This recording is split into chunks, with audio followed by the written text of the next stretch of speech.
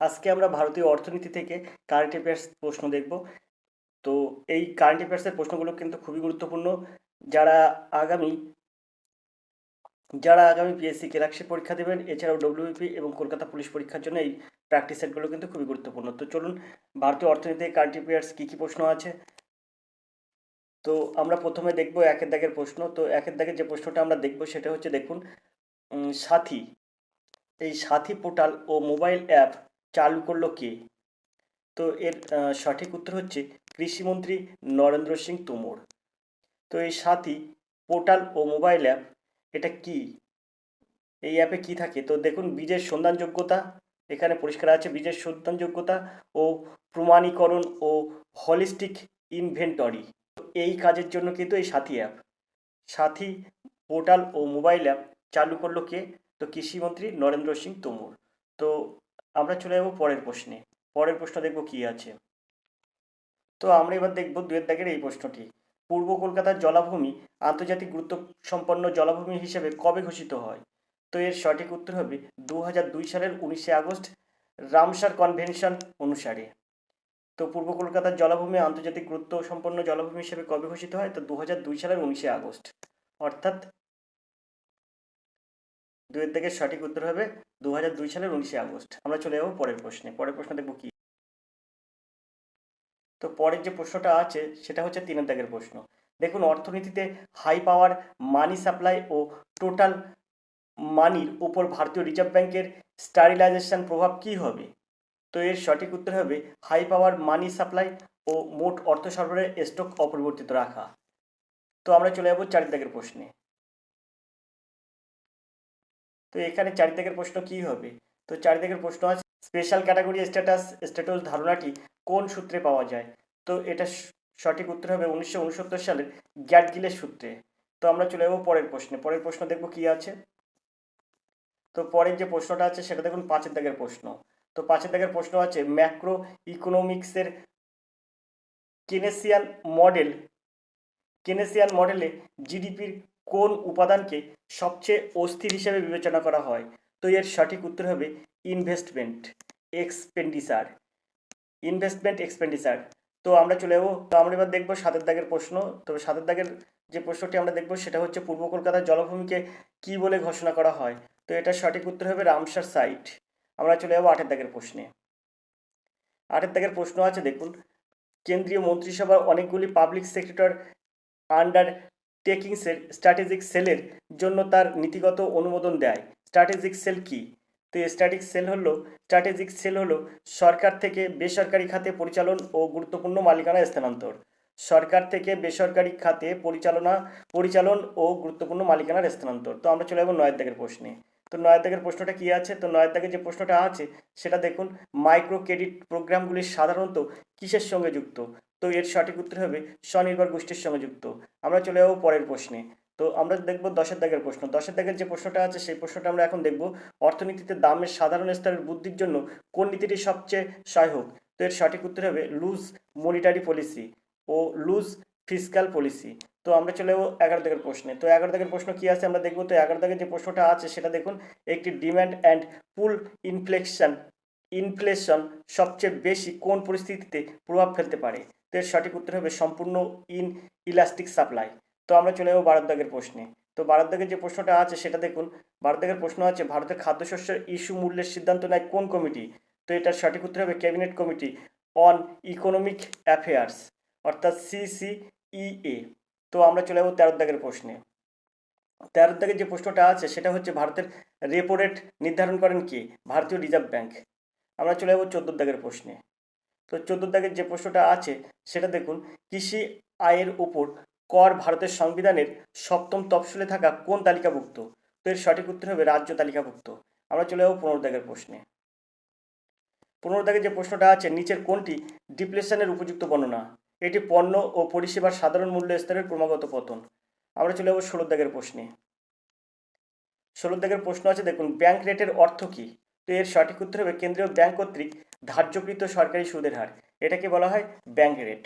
তো আমরা চলে যাব সতেরো দাগের প্রশ্নে। 17 দাগের যে প্রশ্নটা আমরা দেখব সেটা হচ্ছে দেখুন, পূর্ব কলকাতার জলাভূমি ব্যবস্থাপনা ও সংরক্ষণ আইন কবে পাস হয়? তো এর সঠিক উত্তর হবে 2006 সালে। সুন্দর প্রশ্ন। আমরা আজকে দেখছি কিন্তু ভারতের অর্থনীতি থেকে প্রশ্নের সমাধান। তো আমরা চলে যাবো 18 দাগের প্রশ্নে। ভারতীয় কৃষিতে হাই ইয়েল্ডিং ভ্যারাইটিস প্রোগ্রাম শুরু হয় কবে? তো এর সঠিক উত্তর হবে 1963 থেকে 1967 সালে। আমরা চলে যাবো 19 দাগের প্রশ্নে। তো 19 দাগের প্রশ্ন কি আছে দেখুন, 19 দাগের প্রশ্ন আছে ভারতে কটি পাবলিক সেক্টর ব্যাংক রয়েছে? তো এর সঠিক উত্তর হবে 22টি। আমরা চলে যাবো 20 দাগের প্রশ্নে। 20 দাগের যে প্রশ্নটা আছে সেটা দেখুন, পূর্ব কলকাতার জলাভূমি এলাকায় প্রচুর পরিমাণে কোন কোন গাছ রয়েছে? তো এর সঠিক উত্তর হবে নারকেল ও সুপারি গাছ। আমরা চলে যাবো 21 দাগের প্রশ্নে। তো 21 দাগের যে প্রশ্নটা আমরা এখন দেখবো সেটা হচ্ছে ভারতের এখন কারেন্ট মিনিমাম সেভিং রেট কত? তো এর সঠিক উত্তর হবে 8%। চলে যাবো আমরা 22 দাগের প্রশ্নে। তো 22 দাগের যে প্রশ্নটা আছে সেটা দেখুন, ভারতের প্রথম পোস্ট অফিস এটিএম কোন শহরে চালু হয়? 2014 সালে চেন্নাইয়ে। 2014 সালে চেন্নাই তৈরি হয়। তো আমরা চলে যাবো 23 দাগের প্রশ্নে। 23 দাগের প্রশ্ন আছে নিচের কোন পণ্যে আইএসআই মার্ক দেওয়া হয় না? তো এর সঠিক উত্তর হচ্ছে বিস্কুট। সুন্দর একটি প্রশ্ন, আর এরম প্রশ্ন কিন্তু আসে। তো 23 দাগের সঠিক উত্তর হবে আইএসআই মার্ক দেওয়া হয় না বিস্কুটে। তো আমরা চলে যাবো 24 দাগের প্রশ্নে। তো 24 দাগের যে প্রশ্নটা আছে সেটা হলো দেখুন, 24 দাগের প্রশ্ন আছে পূর্ব কলকাতার জলাভূমির সঙ্গে কোন নদী যুক্ত রয়েছে? তো এর সঠিক উত্তর হচ্ছে বিদ্যাধরী নদী। সুন্দর প্রশ্ন এবং গুরুত্বপূর্ণ প্রশ্ন। আমরা চলে যাবো 25 দাগের প্রশ্নে। তো 25 দাগের যে প্রশ্নটা আমরা এখন দেখবো সেটা হচ্ছে দক্ষিণ পশ্চিম রেলপথের সদর দপ্তর কোথায় রয়েছে? তো খুব সুন্দর প্রশ্ন। এটা কিন্তু বলেছে দক্ষিণ পশ্চিম রেলের সদর দপ্তর, দক্ষিণ পশ্চিম রেলপথের সদর দপ্তর বলেছে। তো এর সঠিক উত্তর হচ্ছে হুগলিতে। আমরা চলে যাবো পরের প্রশ্নে, 26 দাগের প্রশ্নে। তো 26 দাগের প্রশ্ন আছে কি, 26 দাগের যে প্রশ্নটা আছে নাম্মা মেট্রো ভারতের কোথায় দেখা যায়? নাম্মা মেট্রো। তো এটা দেখা যায় কিন্তু বেঙ্গালুরুতে। 2011 সালের 20 অক্টোবর এই মেট্রো প্রথম চালু হয়, নাম্মা মেট্রো। তো আমরা চলে যাবো 27 দাগের প্রশ্নে। তো 27 দাগের প্রশ্ন কি আছে, 27 দাগের যে প্রশ্নটা আছে সেটা হচ্ছে পূর্ব কলকাতার জলাভূমি অঞ্চলে কোন আইন প্রযোজ্য? তো এর সঠিক উত্তর হবে রাজ্য ও কেন্দ্রীয় সরকার প্রণীত আইন। অর্থাৎ 27 দাগের সঠিক উত্তর হবে রাজ্য ও কেন্দ্রীয় সরকার প্রণীত আইন। আমরা চলে যাবো 28 দাগের প্রশ্নে। তো 28 দাগের যে প্রশ্নটা এখন আছে সেটা দেখবো ভারতের কোন শহরে প্রথম মেট্রো রেল চালু হয়? তো এর সঠিক উত্তর হচ্ছে কলকাতা। কলকাতায় কিন্তু প্রথম মেট্রো রেল চালু হয় 1984 সালে। 1984 সালে কলকাতায় চালু হয়, আর 2002 সালে কিন্তু দিল্লিতে দ্বিতীয় মেট্রো রেল চালু হয়। প্রথম কিন্তু মেট্রো রেল চালু হয় কলকাতায়, সেটা কত সালে? 1984 সালে। আর দ্বিতীয়ত দিল্লিতে চালু হয়েছে সেটা হচ্ছে 2002 সালে।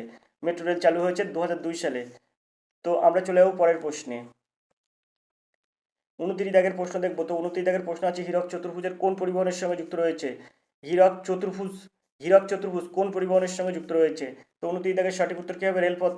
এই রেলপথের সঙ্গে কিন্তু হীরক চতুর্ভুজ যুক্ত রয়েছে। এই হীরক চতুর্ভুজ মানে হীরক চতুর্ভুজ আসলে কি এটা দেখুন, এই পথ হচ্ছে দিল্লি, কলকাতা, চেন্নাই ও মুম্বাই যুক্ত করে। তো হীরক চতুর্ভুজ এই মানে এটি কোন পরিবহনের সঙ্গে যুক্ত? তো এটা কিন্তু রেলের সঙ্গে যুক্ত। আর এই পথটা হচ্ছে দিল্লি, কলকাতা, চেন্নাই, মুম্বাই, এই চারটি জায়গাকে কিন্তু যে পথের মাধ্যমে যুক্ত হয়েছে সেটাকে বলা হয় হীরক চতুর্ভুজ। তো আমরা চলে যাবো 30 দাগের প্রশ্নে। তো 30 দাগের যে প্রশ্নটা আছে সেটা হচ্ছে পশ্চিমবঙ্গের রামসার সাইটের সংখ্যা কটি? সুন্দর প্রশ্ন। এই প্রশ্নটা কিন্তু একটি কম্পিটিটিভ পরীক্ষায় পড়েছিল। পশ্চিমবঙ্গের রামসার সাইট কটি? তো এর সঠিক উত্তর হবে 49টি। 49টি রামসার সাইট। আমরা চলে যাবো 31 দাগের প্রশ্নে। তো 31 দাগের প্রশ্ন আমরা দেখবো। 31 দাগের যে প্রশ্নটা আছে সেটা হচ্ছে ভারতের দীর্ঘতম জাতীয় সড়ক কোনটি? এইটা কিন্তু ভারতের দীর্ঘতম জাতীয় সড়ক কোনটি, এখানে কিন্তু একটা জিনিস আপনারা একটু দেখুন, আমি আপনাদের বলে দিচ্ছি। এটা কিন্তু পড়েছিল আপনার এই যে গেল ফুড এসআই পরীক্ষার 6 শিফটে কিন্তু এই প্রশ্নটা পড়েছিল। এখানে দীর্ঘতম জায়গায় কিন্তু ছিল নিম্নতম, মানে ক্ষুদ্রতম। দীর্ঘতম জায়গায় ছিল ক্ষুদ্রতম। তো ভারতের দীর্ঘতম জাতীয় সড়ক আপনারা সবাই জানেন NH44, অর্থাৎ NH44।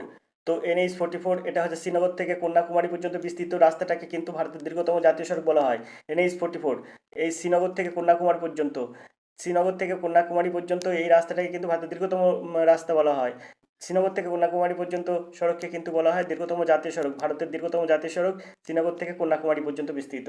এটা হচ্ছে NH44 অর্থাৎ NH44। এখন আমরা পেয়েছি দীর্ঘতম জায়গায় ক্ষুদ্রতম। আমাদের প্রশ্ন পড়েছিল 6 শিফটের ফুড এসআই 6 শিফটে পড়েছিল ক্ষুদ্রতম জাতীয় সড়কের নাম কোনটি? তো এখানে হবে NH47। এটা হলো সবচেয়ে ক্ষুদ্রতম জাতীয় সড়ক। সেটি কোথায়? ভারতের ক্ষুদ্রতম জাতীয় সড়ক NH47 ভারতে অবস্থিত। ভারতের ক্ষুদ্রতম জাতীয় সড়ক হচ্ছে NH47। তো আমরা চলে যাবো পরের প্রশ্নে। আমরা দেখব 32 দাগের এই প্রশ্ন হায়দ্রাবাদের ব্যস্ততম বিমানবন্দরের নাম কি? তো রাজীব গান্ধী আন্তর্জাতিক বিমানবন্দর, এটা কিন্তু হায়দ্রাবাদের ব্যস্ততম বিমানবন্দর। আমরা চলে যাবো 33 দাগের প্রশ্নে। তো 33 দাগের যে প্রশ্নটা আছে, উত্তর ভারতের রেলের সদর দপ্তর কোথায় আছে? আমাদের 6 শিফটে প্রশ্ন পড়েছিল দক্ষিণ পূর্ব রেলের সদর দপ্তর কোথায় আছে, এটা কিন্তু বলছে উত্তর ভারতীয় রেলের সদর দপ্তর কোথায় আছে। তো উত্তর ভারতের রেলের সদর দপ্তর আছে দিল্লিতে। আর আমাদের পড়েছিল দক্ষিণ পূর্ব রেলের সদর দপ্তর কোথায় আছে। তো অবশ্যই কমেন্ট করবেন যদি আপনারা জেনে থাকেন। তো 6 শিফটে এই প্রশ্নটা পড়েছিল। তো আমরা চলে যাবো পরের প্রশ্নে। 34 দাগের প্রশ্নে দেখবো কি আছে। 34 দাগের প্রশ্ন আছে, পশ্চিমবঙ্গের কোথায় প্রাকৃতিক মানব সৃষ্টি জলভূমি রয়েছে? তো পশ্চিমবঙ্গের কোথায় কিন্তু প্রাকৃতিক মানব সৃষ্টি জলভূমি? এটা হচ্ছে পূর্ব কলকাতার জলাভূমি। 35 দাগের প্রশ্নে চলে যাবো। তো 35 দাগের যে প্রশ্নটা আছে সেটা দেখুন। 35 দাগের প্রশ্ন আছে, ভারতের কোন বন্দর ডায়মন্ড হারবার নামে পরিচিত? তো এটা হলদিয়া বন্দর। এটা কিন্তু ডায়মন্ড হারবার নামে পরিচিত হলদিয়া বন্দর। আমরা চলে যাবো 36 দাগের প্রশ্ন। সুন্দর, আগের 35 দাগের প্রশ্নটা কিন্তু সুন্দর প্রশ্ন না, প্রশ্ন কিন্তু কম্পিটিটিভ পরীক্ষায় পড়ে। আমরা চলে যাবো 36 দাগের প্রশ্নে। 36 দাগের প্রশ্ন আছে, সোনালী চতুর্ভুজ হাইওয়ে দিয়ে কোন শহরকে জোড়া হয়েছে? সোনালী চতুর্ভুজ হাইওয়ে দিয়ে কোন শহরকে জোড়া হয়েছে? এটা সঠিক উত্তর হচ্ছে মুম্বাই, দিল্লি, চেন্নাই আর কলকাতা। সোনালী চতুর্ভুজ অর্থাৎ এই একটু আগে বলে দিলাম আমরা যে হীরক চতুর্ভুজ। তো এই সোনালী চতুর্ভুজ হাইওয়ে এটা কোন কোন শহরকে জোড়া হয়েছে? মুম্বাই, দিল্লি, চেন্নাই, কলকাতা। এই 4টি শহর কিন্তু, মুম্বাই, দিল্লি, চেন্নাই, কলকাতা। তো আমরা চলে যাবো পরের প্রশ্নে। পরের প্রশ্ন আছে 37 দাগের প্রশ্ন। পূর্ব কলকাতার জলাভূমিতে কেমন স্তরের উদ্ভিদ প্রাণীর বিশাল বৈচিত্র্য দেখা যায়? তো এর সঠিক উত্তর হবে ম্যাক্রো ও মাইক্রো উভয় স্তরে দেখা যায়। তো আমরা চলে যাবো পরের প্রশ্নে। 38 দাগের প্রশ্ন আমরা এখন দেখবো। সম্প্রতি প্রধানমন্ত্রী নরেন্দ্র মোদী মধ্যপ্রদেশের কত কোটি টাকার প্রকল্পে উদ্বোধন করেন? তো এটা 7,300 কোটি টাকার প্রজেক্ট, 7,300 কোটি টাকার প্রকল্পের উদ্বোধন করেন। 7,300 কোটি। আমরা চলে যাবো 39 দাগের প্রশ্নে। 39 দাগের যে প্রশ্নটা আছে সেটা হচ্ছে দেখুন, সম্প্রতি প্রধানমন্ত্রী নরেন্দ্র মোদী গোয়ায় কত কোটি টাকার প্রকল্প উদ্বোধন করেন? তো এটা হবে 1330 কোটি টাকার প্রকল্প উদ্বোধন করেন। আমরা চলে যাবো 40 দাগের প্রশ্নে। তো 40 দাগের যে প্রশ্নটা আছে খুব সুন্দর একটি প্রশ্ন দেখুন। 40 দাগের প্রশ্ন আছে, প্রতি বছর বিশ্ব এনজিও দিবস পালন করা হয় কবে? প্রতি বছর বিশ্বে এনজিও দিবস পালন করা হয় কবে? তো এর সঠিক উত্তর হবে কিন্তু 27শে ফেব্রুয়ারি। 27শে ফেব্রুয়ারি এর সঠিক উত্তর। এটা কিন্তু কিছুই না। তো 27শে ফেব্রুয়ারি কিন্তু প্রতি বছর এনজিও দিবস পালন করা হয়। তো আশা করি আপনাদের মনে থাকবে 27শে ফেব্রুয়ারি কিন্তু প্রতি বছর এনজিও দিবস পালন করা হয়। তো এই 40টা গুরুত্বপূর্ণ কারেন্ট অ্যাফেয়ার্স থেকে প্রশ্ন ছিল, যেটি কিন্তু ভারতের অর্থনীতি থেকে খুবই গুরুত্বপূর্ণ। ভারতের অর্থনীতি থেকে জেনারেল স্টাডিজ এবং কারেন্ট অ্যাফেয়ার্সের উপরে এই প্রশ্নগুলোর সমাধান আমরা আজকে করলাম। তো আশা করি ভিডিওটি আপনাদের ভালো লাগবে। তো ভিডিওটি ভালো লাগলে অবশ্যই লাইক এবং শেয়ার করবেন। দেখতে থাকুন আর এডুকেশন স্কুল।